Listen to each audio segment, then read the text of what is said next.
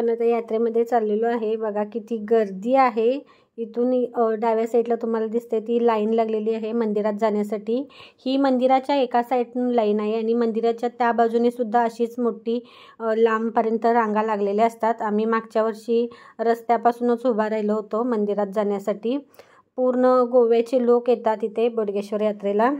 खूप मानतात, खूप मान्यता आहे या मंदिराला आणि त्यामुळे पूर्ण गोव्याचे वेगवेगळ्या ठिकाणून बाहेर गावाहून सुद्धा लोक येतात मंदिरात यात्रेसाठी। आणि आम्हाला सुद्धा दर्शन घ्यायला जायचं होतं म्हणून आम्ही पुढच्या साईडनं गेलो। थोडी रिक्वेस्ट केली त्यांना आणि मग आम्हाला मंदिरामध्ये जाता आलं, कारण एवढ्या लांबपर्यंत रांगेमध्ये उभारणं शक्य नव्हतं। त्यामुळे मंदिरात जाण्यासाठी थोडं रिक्वेस्ट करून आम्ही आतमध्ये गेलो आणि दर्शन झालं छान। आणि इकडे तुम्हाला मी मंदिरात मागच्या वेळेस सांगितलं होतं की सत्यनारायण भगवानच्या इथं मूर्त्या असतात, तर इथं सत्यनारायण घालतात आणि यात्रेनिमित्तानं तर खूप लोक सत्यनारायणची पूजा करतात इथे।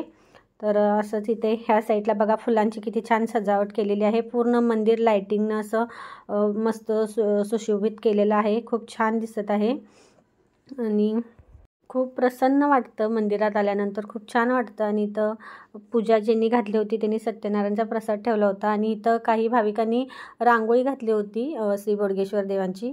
माझ्या मुलीने ही रांगोळी काढलेली आहे। खूप छान रांगोळ्या काढते माझी मुलगी श्री बोडगेश्वर देवांची। आणि इकडे साईडला बघा किती बाहेरून सुद्धा खूप असं लाईटिंग केलेलं आहे। यात्रेनिमित्तानं मंदिर खूप सुंदर असं सजवतात त्यांनी। खूप मस्त आणि मन प्रसन्न होतं हे सगळं बघून। आणि आता आपण आतमध्ये जरा जाऊया, काय काय शॉप्स आलेत बघूया। जास्त काही फिरणं होणार नाही, पण काय काय आले, खूप इतकी शॉप्स असतात की एका दिवसामध्ये यात्रा फिरून होणं शक्यच नाही। तुम्हाला शॉपिंग करायचं असले तर 4-5 दिवस यावे लागतील, कारण एवढी दुकानं आणि एवढी लांबपर्यंत लाईन असते।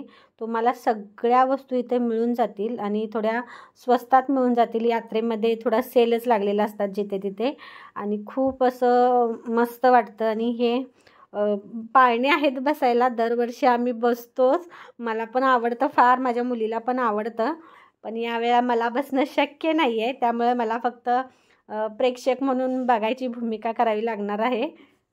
कशिश थोडी नाराज होती कारण तिच्यासोबत मी बसणार नाही आहे पाळण्यामध्ये आणि तिच्या डॅडींना त्याच्यामध्ये बसायला आवडत नाही, ते कधीही बसत नाहीत।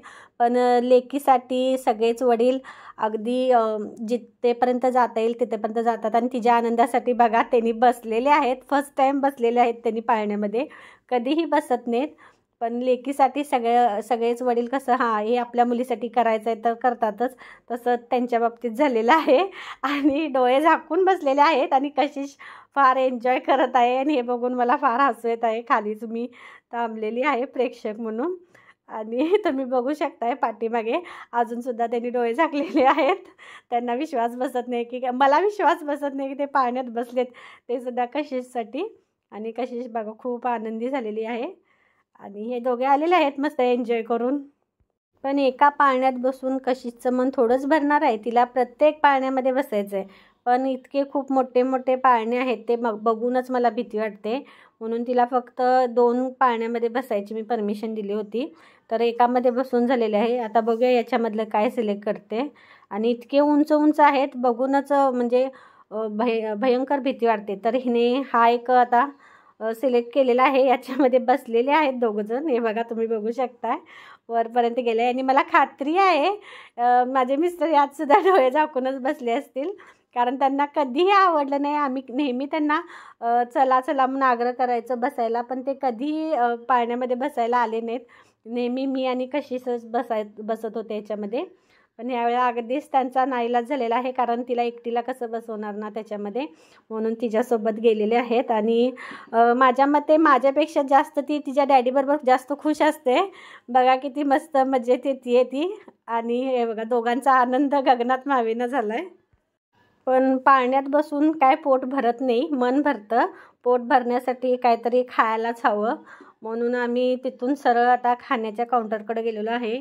मग काय खायचं, तर आमच्या लाडक्या लेकीला फक्त ते पोटॅटो स्प्रिंग रोल आवडतात आणि मी नेहमी गोबी मंचुरीज खाते, पण म्हटलं चला माझी मुलगी जे खात आहे तेच आपण ह्यावेळा ट्राय करून बघूया काय खातात. आणि नेहमीप्रमाणे कशिशचे डॅडी काहीही खात नाहीत कारण त्यांना असलं काहीही आवडत नाही. पण आम्ही दोघीजणी भुक्कड खायला दिसलं की पटकन पहिला खायकडं पळायचं. आणि हे स्प्रिंग रोल बघा कसे करत आहेत ते. एक बटाट्याचं मस्त छान त्यांनी स्लाइस करून घेतलेले आहेत आणि हे बॅटर आहे त्याच्यामध्ये डिप करत आहेत. कसलं बॅटर आहे माहीत नाही, पण दिसायला तर खूप छान दिसत आहे ते. नेहमी तिला हेच हवं असतं आणि ह्याला पोटॅटो स्पायरल असं बोलतात. मी मगापासून स्प्रिंग रोल बोलले तर मुलगी माझी ओरडत आहे, अगं त्याला स्प्रिंग रोल म्हणत नाहीत, त्याला पोटॅटो स्पायरल म्हणतात. तर काहीही म्हणतात पण बटाट्याचंच काहीतरी बनवलेलं आहे, त्यामुळे खाण्याशी मतलब नाव काही असू दे त्याचं. तर हे छानपैकी ऑइल त्यांनी कडक छान तापवलेलं आहे, गरम केलेलं आहे आणि त्याच्यामध्ये ते आता डीप फ्राय करत आहेत. आणि नाव काहीही घेतलं तरी तो पदार्थ तरी काही चेंज होणार नाही, तो आहे तोच आहे. पण तरीसुद्धा हल्ली मुलांना प्रत्येक गोष्टीमध्ये अगदी परफेक्शन लागतंच प्रत्येक गोष्टीमध्ये. आणि कशीच तर नेहमी माझ्या भरपूर गोष्टी अशा क्लिअर करत असते. मी कुठलीही गोष्ट अशी सांगितली की ते अगं ते मम्मा तसं नाही गं, ते असं असतं. तर चला मग तिच्या पद्धतीनेच होऊन जाऊ दे म्हटलं, ती काय म्हणते तेच आपण पण बोलायचं. आणि त्यांनी छान डीप फ्राय करून झालेलं आहे आता. आणि इकडे मस्त पेरी पेरी मसाला वगैरे त्यांनी रेडी करून ठेवलेला आहे. खूप छान असं चटपटीत तो मसाला असतो आणि तो मसाला आता त्या रोलवरती आता घालत आहेत सगळीकडून. आणि छान असं त्याच्यावरती मेयोनीज आणि टोमॅटो सॉससुद्धा घालतात. पण आमच्या मुलीला टोमॅटो सॉस आवडत नाही, पण त्यांनी मी सांगायच्या आधीच त्याने घातला त्यामुळे ती जराशी चिडलेलीच होती.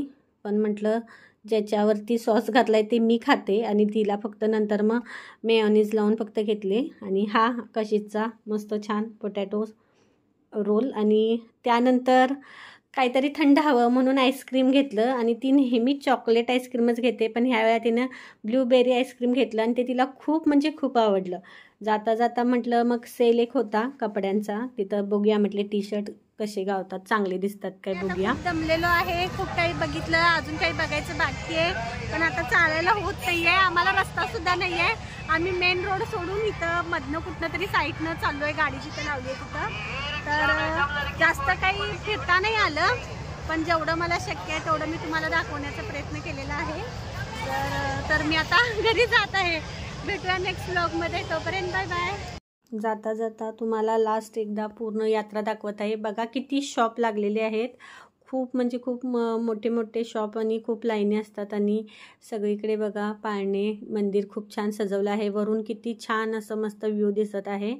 आणि जानेवारी महिन्यामध्ये ही यात्रा असते. जर कोणाला जानेवारी महिन्यात येणं शक्य असेल तर नक्की श्री बोडगेश्वर देवस्थानला नक्की या, खूप छान आहे मंदिर. आणि बाय बाय. सबस्क्राईब करायला विसरू नका.